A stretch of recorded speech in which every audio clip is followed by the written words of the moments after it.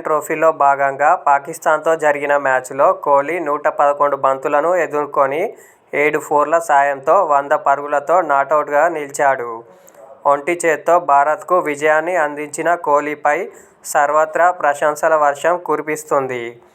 అయితే టీమిండియా దిగ్గజ ఆటగాడు సునీల్ గవాస్కర్ మాత్రం కోహ్లీపై తీవ్ర ఆగ్రహం వ్యక్తం చేశాడు. పాక్తో మ్యాచ్లో కోహ్లీ చేసిన ఓ పనినే అందుకు కారణం.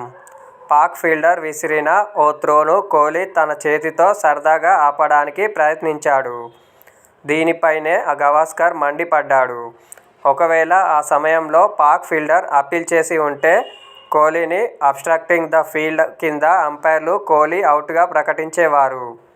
భారత ఇన్నింగ్స్ 21వ ఓవర్లో ఇది చోటు చేసుకుంది. కోహ్లీ ఓ షాట్ కొట్టి సింగిల్ కోసం పరిగెత్తాడు.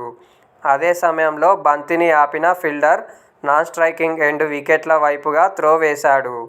అప్పటికే అక్కడికి చేరుకున్న కోహ్లీ సరదాగా ఆ త్రోని ఆపాలని ప్రయత్నించాడు. అప్పటికి కోహ్లీ 52 బంతుల్లో 43 పరుగుల వద్ద బ్యాటింగ్ చేస్తున్నారు.